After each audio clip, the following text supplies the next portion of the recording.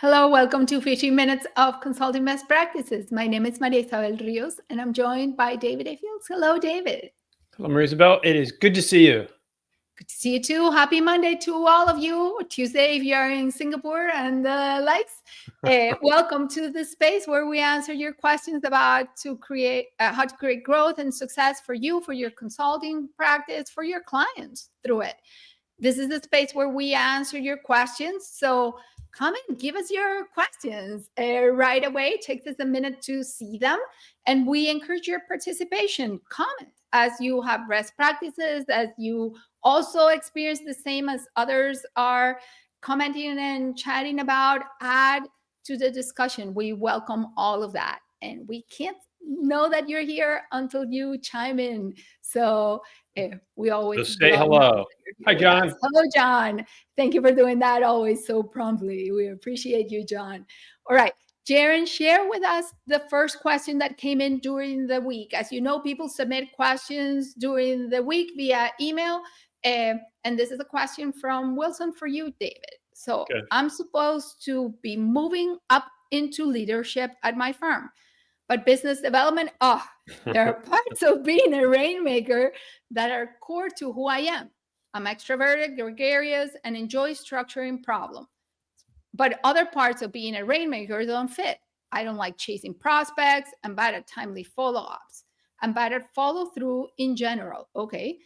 So I'm a bit stuck and not sure what to do. Do you have any advice? Oh boy, do we ever.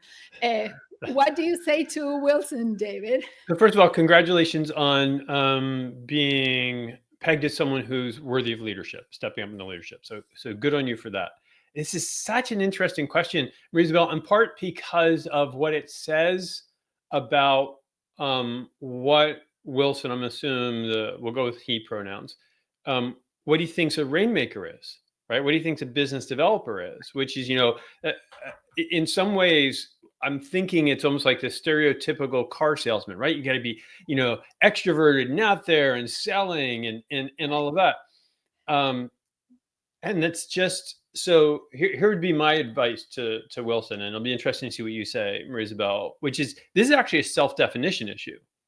That he's defined a rainmaker as someone who does a bunch of things, that looks a certain way and does a bunch of things, but that's not a rainmaker.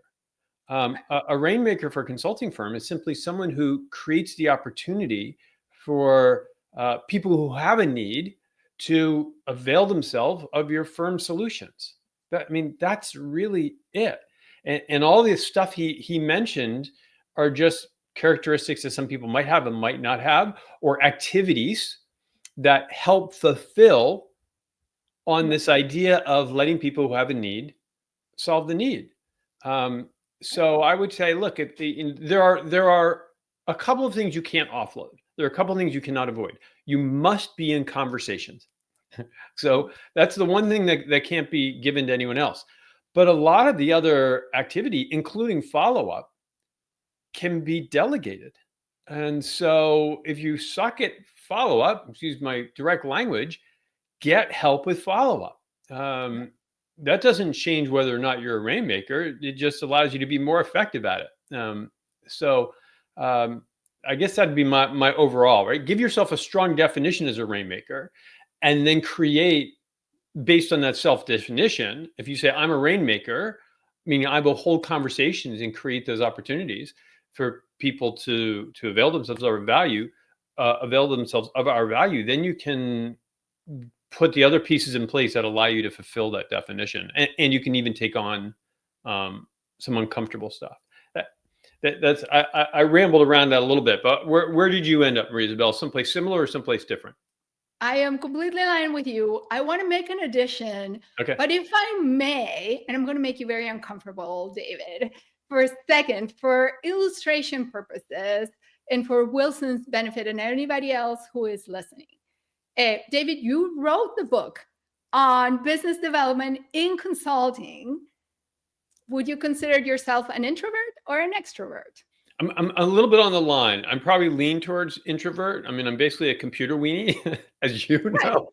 Right. I'm a quant geek, and I would very happily just spend the day behind the computer. Okay. But So I've learned to enjoy relationships, but I don't think I draw my power, my energy from them. So I'm probably an introvert or right on the line. So, Wilson, keep that in mind as a point of reference as you think about yourself and what's required to succeed. Look at David, and how much of an importance do you give to being an introvert versus an extrovert versus how you behave when you're in conversations and in relationships. Right. So, here's my addition to that thought, though.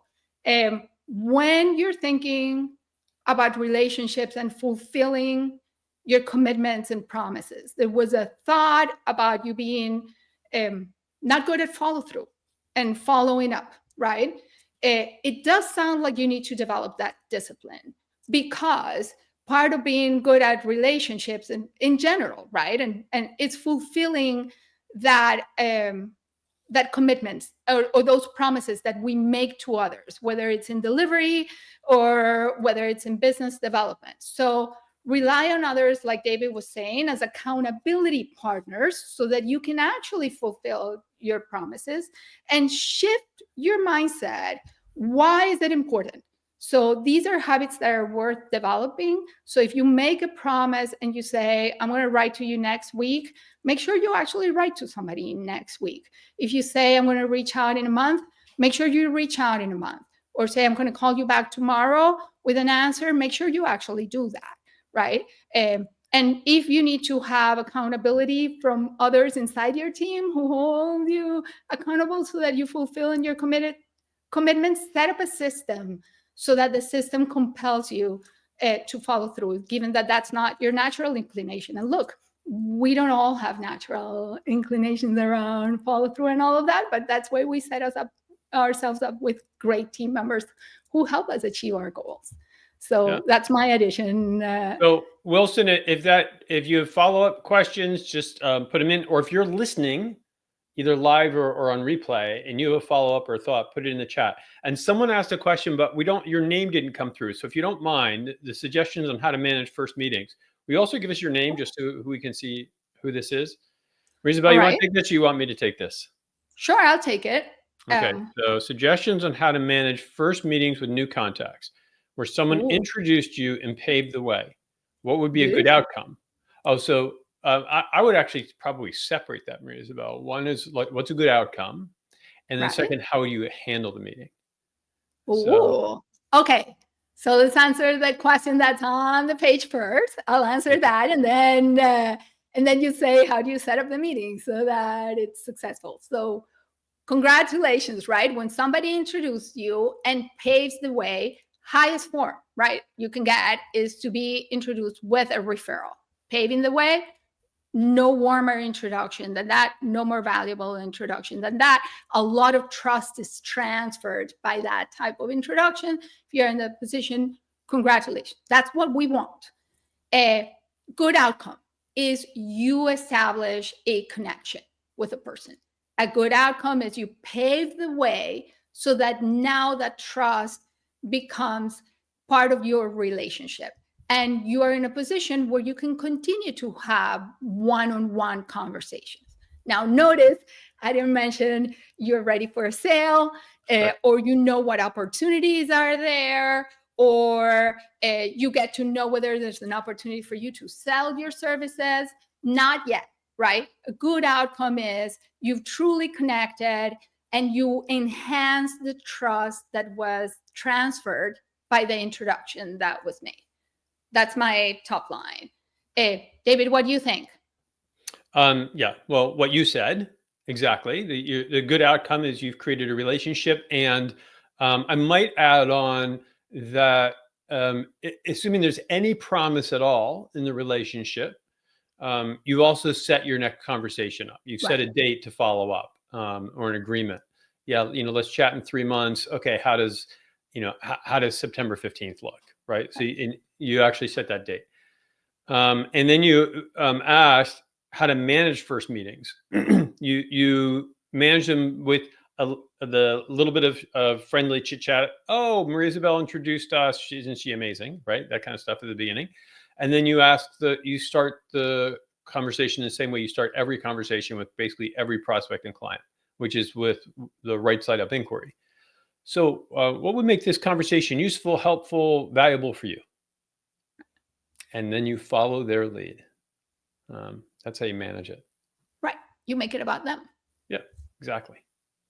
Fantastic. All right. Let us know if that was helpful, if you have what you need. Yeah. All right.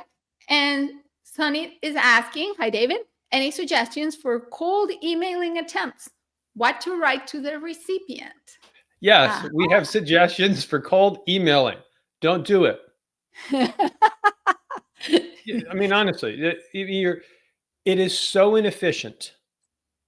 Unless you've exhausted every other possibility, or unless you're doing a product sale. But assuming you're in consulting, you're trying to win consulting advisory projects, it is insanely inefficient to do cold emailing. And so you first figure out, how have you talked to everybody in your network? Have you created collaborations with people whose tribe contains the kind of folks that you want to talk to, so that you can get in front of them, and then your follow-up outreach is now warm. So yeah, what to write? Don't do it. If you're going to do cold email, unfortunately, the really salesy, hardcore kind of emails that you probably dread when you get them are the most effective.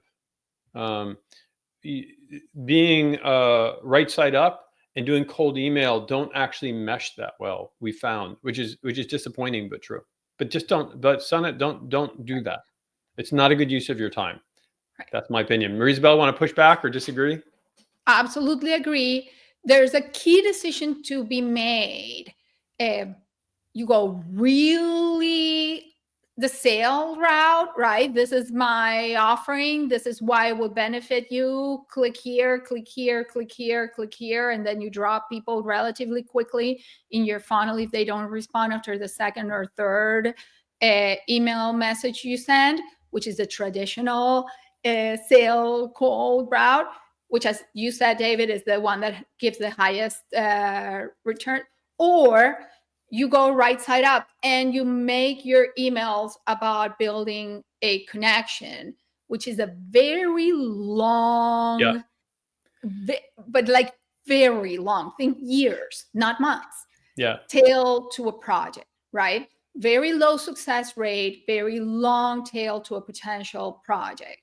So if you're going with a right side up message, which is, we have background in the in the same industry, want to get to know you, want to get to know about your work, you have to absolutely commit to it, because being in limbo and stuck between the two will get you complete failure.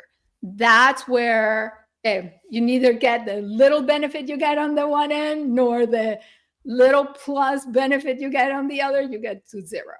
So whatever you do, let us know what you think of that response, which may have been not where you were heading. Right. Jaren, let's see if we can sneak one more in. Do we have? Did anyone send in another question that you can put up that'll be short?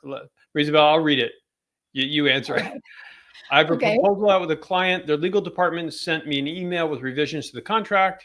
Hooray. And one thing they asked for is proof of insurance for general liability, errors and emissions, and cyber. Ooh, cyber. I don't have that kind of insurance. What should I do? All right. You've got 30 seconds. What's the answer? All right, John. Insure your business. It's good practice, right? You're running a consulting firm. You should have at the least a minimum coverage for you and for your firm. Now, there's a scenario in which the ask in the amount of coverage that is required is unreasonable. And then you can go and probe on that. But if the ask is very basic, it's best practice to insure your business. You're serving clients, you manage their data or some level of data. It's not that expensive, at least in the US nowadays, to have basic insurance coverage for the list you provided. So research it, go get some insurance policies. That's my thought. David, where do you land? Exactly right. Get yourself some insurance. Just keep it within reason. And with that, look at that. you have spent 15 minutes with us. So thank you for spending 15 minutes with us. A couple thoughts before you go. Marie-Isabel and I have realized that sometimes people are coming and visiting and spending time with us have not read The Irresistible Consultant's Guide to Winning Clients. So Jaron, cover my face with a QR code. Thank you. All right. If you Yeah. haven't read the book, then just scan the QR code and pick up a copy, and it's really good. Or go to guidetowinningclients.com, which will also bring you there. So that's excellent. Thank you, Jaron. And don't miss us every Monday. You can add davidafields.com/Monday Live. Oh, look, Jaron did that too. Awesome. Thank you, Jaron. And that way you're here with us. And connect to us on LinkedIn. Marie-Isabel and I both want to connect with you. So do those three things. Those are three excellent steps. And thank you for being here. Have an amazing week. Remember, as always, consulting is about them. It's about your clients. It's about your prospects. So give them value and give them kindness. And I will see you next week. Well, Marie-Isabel won't be here. And at least sometime in the next week or few weeks, we're going to have a guest with me joining. So something to look forward to. But take care. We'll see you soon. Bye. Thanks.